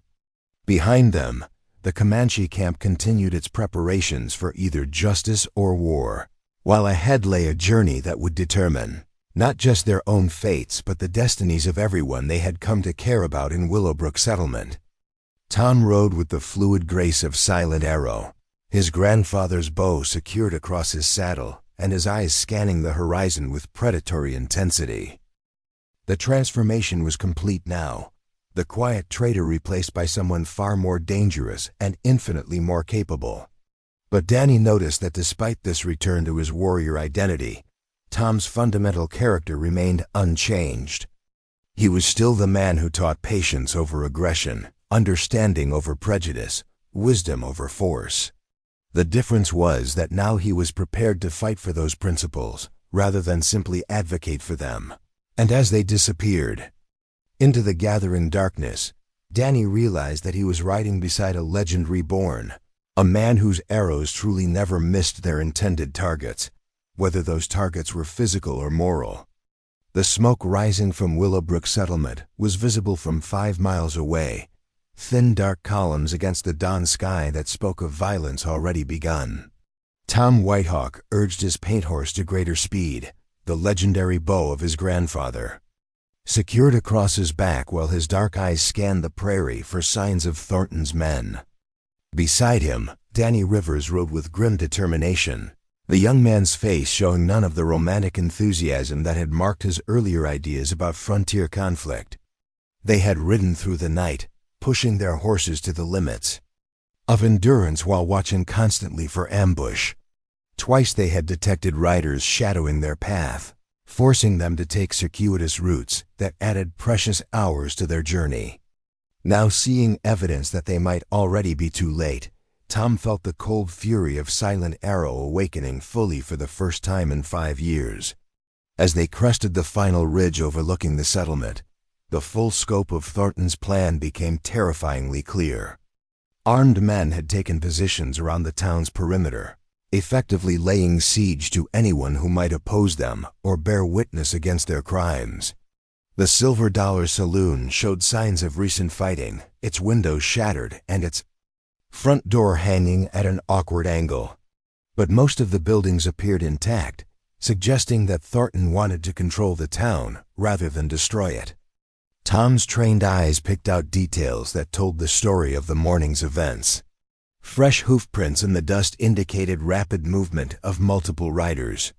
Scattered personal belongings suggested people had fled their homes quickly, probably seeking shelter in more defensible positions. The absence of bodies in the streets meant that either the fighting had been limited or the defenders had managed to organize some form of resistance.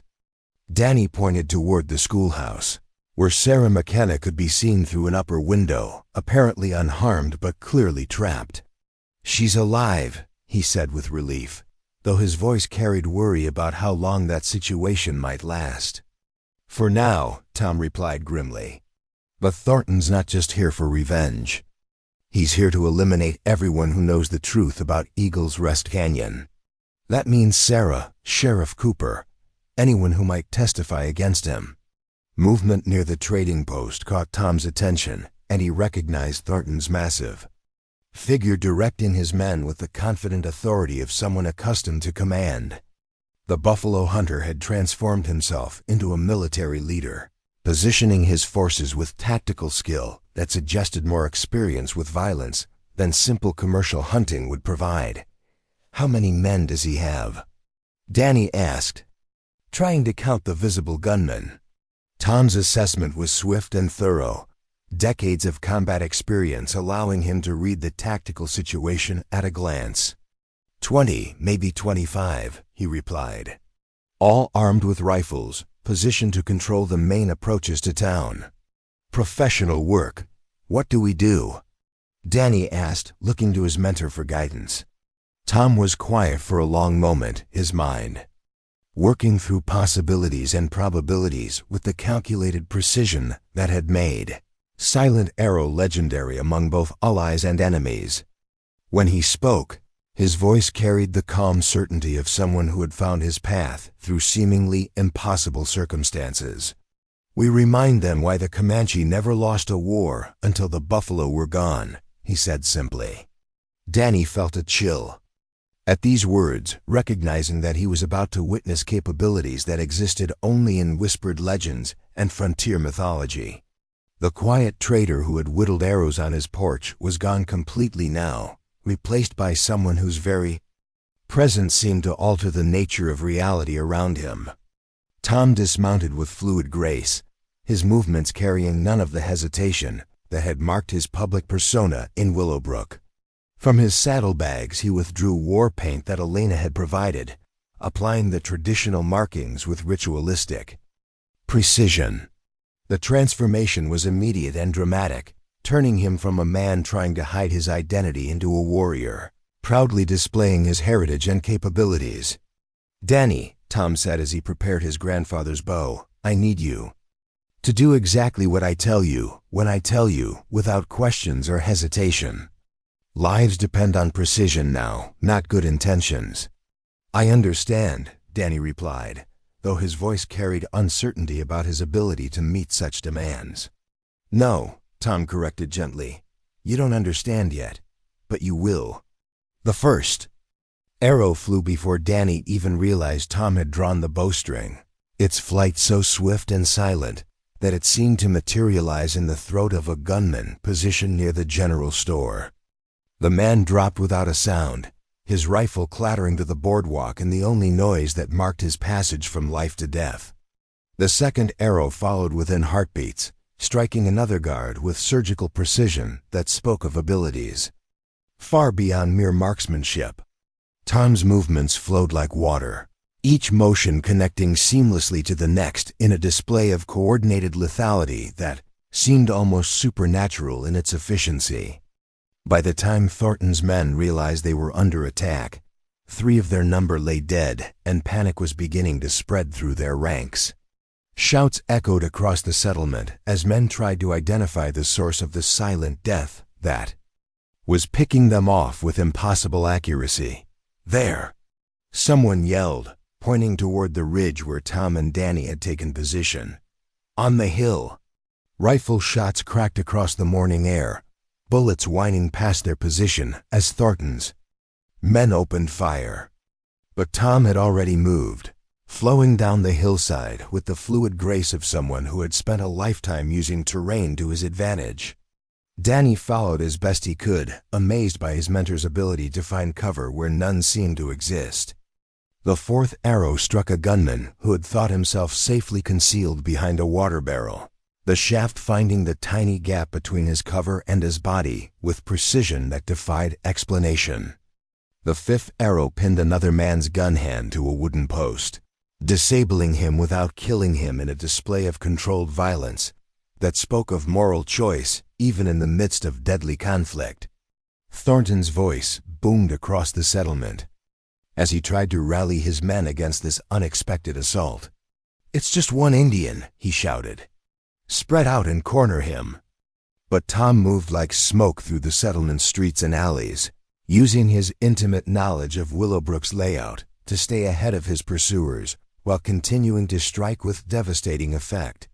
Each arrow found its mark with the certainty of mathematical calculation, reducing Thornton's force methodically while avoiding harm to any innocent civilians caught in the crossfire. Danny found himself struggling to keep up with Tom's fluid movement through the urban terrain, gaining new appreciation for skills that went far beyond simple archery. This was warfare elevated to an art form, combat conducted with such precision and grace that it seemed more like deadly ballet than mere fighting. The 6th arrow struck the rifle from a gunman's hands, just as he was drawing a bead on Sarah's window, the shot so perfectly timed that it seemed Tom had read the man's intentions before he had fully formed them. The 7th arrow disabled another man's weapon, while the 8th found the leg of someone trying to circle around behind them. How is he doing this? Danny whispered as they paused behind the blacksmith's shop. Practice, Tom replied simply, though his breathing remained perfectly controlled despite their constant movement. 40 years of practice. Thornton had stopped shouting orders, clearly recognizing that conventional tactics were useless against an opponent who moved and struck according to completely different rules.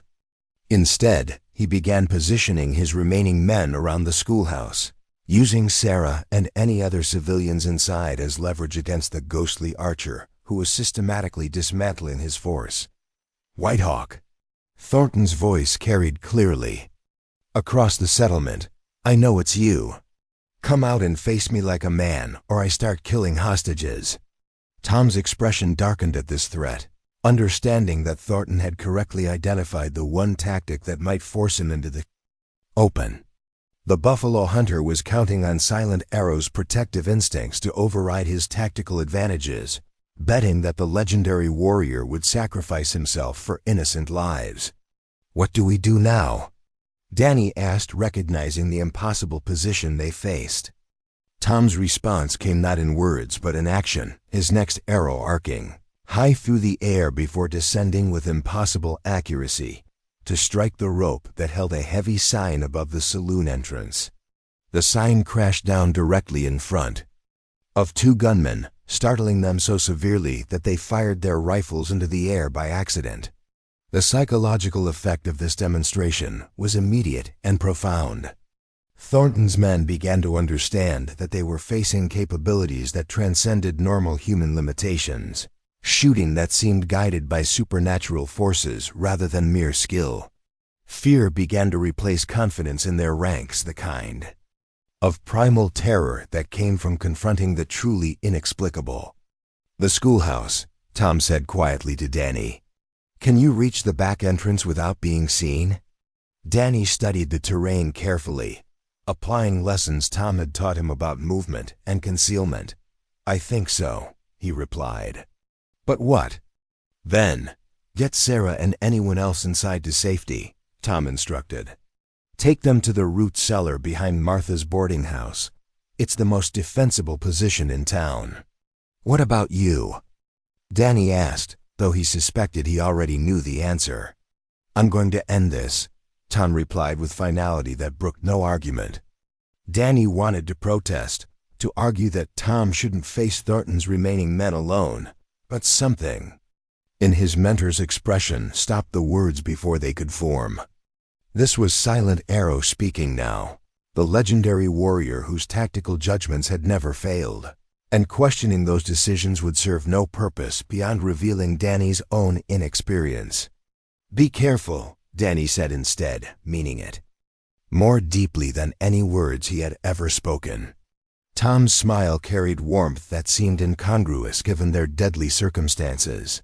My arrows never miss, Danny. Neither does my love for the people I'm protecting. With that declaration, Tom melted back into the shadows between buildings, leaving Danny to make his own approach to the schoolhouse.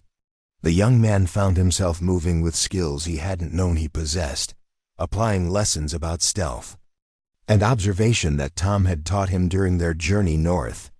The back entrance to the schoolhouse was indeed unguarded, Thornton's men having focused their attention on the front and sides of the building. Danny slipped inside with careful steps, finding Sarah and 3 other civilians huddled in the main classroom while rifle-armed guards watched the street through broken windows. Sarah's eyes widened with relief and terror when she saw Danny, clearly torn between joy at his presence and fear for his safety.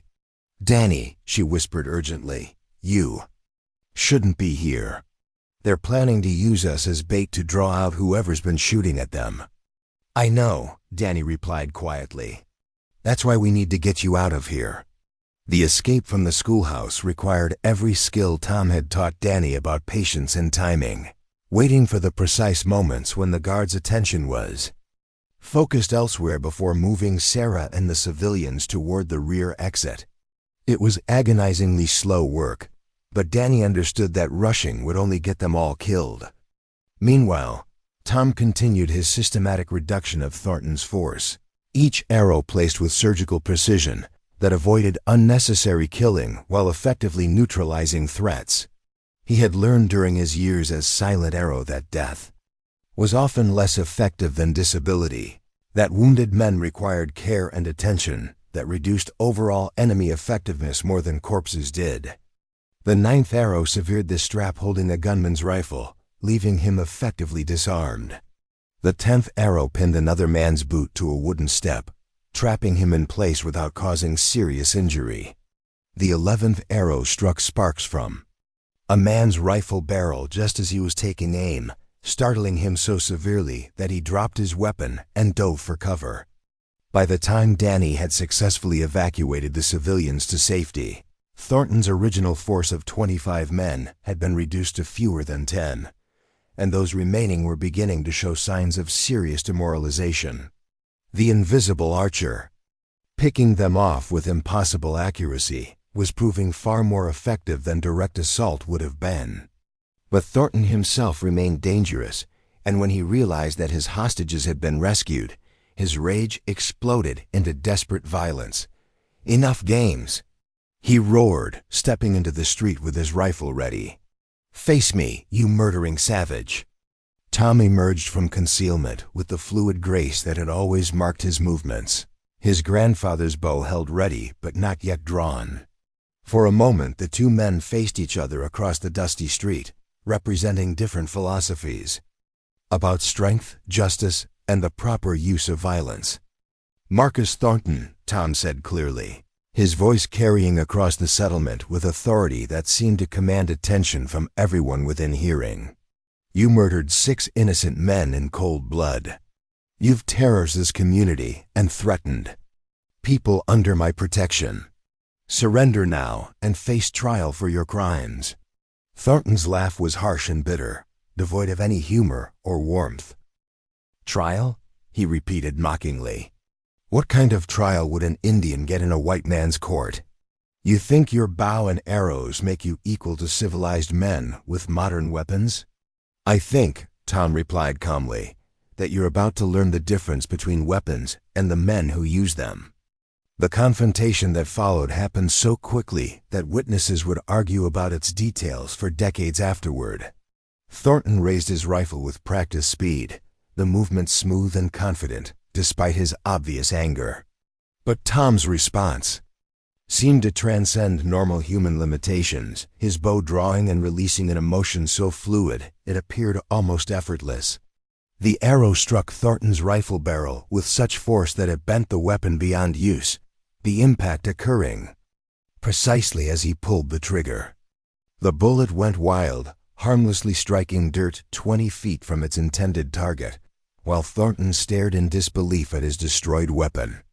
"Impossible," he whispered, his confidence shattered by this demonstration of accuracy that exceeded anything in his experience. "Surrender," Tom repeated, his voice carrying none of the satisfaction that might have been expected after such a display of superior skill. "This doesn't have to end with more death." But Thornton's response revealed the depths of his commitment to violence and hatred. Rather than accept defeat gracefully, he drew a concealed pistol with desperate speed, gambling everything on one final attempt to kill the man who had humiliated him so thoroughly. Tom's second arrow was already in flight before Thornton's gun cleared its holster, striking the weapon from his hand with precision that left his fingers unharmed, but his ability to inflict harm completely eliminated. The buffalo hunter fell to his knees in the dusty street, finally understanding that he faced capabilities far beyond anything he had imagined possible. "You could have killed me," Thornton said wonderingly, staring at his uninjured but disarmed hands. "Yes," Tom agreed simply, "but killing you wouldn't bring back the men you murdered, and it wouldn't teach anyone the lessons they need to learn about justice." Sheriff Cooper emerged from his office with visible relief, having spent the morning pinned down by Thornton's men, while the mysterious archer systematically dismantled the siege. "Tom," he called out, "remind me never to get on your bad side." Tom's smile carried warmth that seemed to transform him back into the gentle trader that Willowbrook had known. though the bow in his hands testified to depths that could never again be hidden. Just remember, Ben, that real strength serves justice, not personal ambition. The aftermath of the confrontation brought federal marshals, territorial officials, and newspaper reporters flooding into Willowbrook Settlement, all drawn by reports of the legendary silent arrow's return to action. But Tom handled the attention with the same quiet dignity he had always displayed, deflecting praise while ensuring that the truth about Thornton's crimes received proper documentation. Danny found himself transformed by his experiences, the romantic notions about frontier violence replaced by mature understanding of its costs and complexities. During the weeks that followed, he spent his time learning not just archery, but the philosophy that guided its proper use, developing wisdom to match his growing skills. Sarah McKenna's feelings for Tom deepened into something profound and lasting, built on admiration for his character rather than merely his legendary abilities. Their courtship proceeded with the patient care that marked all of Tom's actions. Two people learning to build something beautiful from the foundation of mutual respect and shared values. 3 bears arrived with a small delegation to witness Thornton's trial, satisfied that white man's justice could indeed serve truth when guided by people of good character. The formal proceedings that followed established legal precedents that would influence frontier jurisprudence for generations, proving that different cultures could cooperate in the service of justice. Elena Whitehawk's prophecy proved accurate when Thornton received a sentence that reflected the seriousness of his crimes, his conviction serving notice that violence against Native Americans would no longer be tolerated by territorial authorities. The example established new standards for intercultural relations that gradually spread throughout the region. But perhaps the most significant transformation was in Tom himself, who learned that he could embrace his heritage and abilities without abandoning his commitment to peace. Silent Arrow and Thomas Whitehawk proved to be not conflicting identities, but complementary aspects of the same complex man, someone whose legendary skills serve wisdom rather than warfare. Years later, when children gathered around his trading post to hear stories, Tom would tell them about the day he learned that true strength wasn't measured by the ability to take life, but by the wisdom to preserve it. His arrows, he would say, never missed their intended targets, whether those targets were physical or moral, violent or peaceful. Sarah became his wife in a ceremony that honored both cultures, their love story serving as proof that understanding could bridge any gap that prejudice might create. Danny grew into a man whose skills with bow and rifle were matched by wisdom about when to use them and when to find alternatives to violence. The legend of Silent Arrow spread throughout the frontier, but it was transformed from a tale of warfare into a story of justice, from a narrative about conquest into a teaching about protection. Children who heard these stories learned that real heroes were measured not by their capacity for violence, but by their commitment to using their gifts in service of what was right. Willowbrook Settlement prospered in the years that followed, becoming known as a place where different cultures could coexist peacefully when guided by people of good character. The trading post at its heart served as more than a place of commerce, becoming a symbol of the possibility that understanding could triumph over prejudice when people were willing to look beyond surface differences to essential humanity.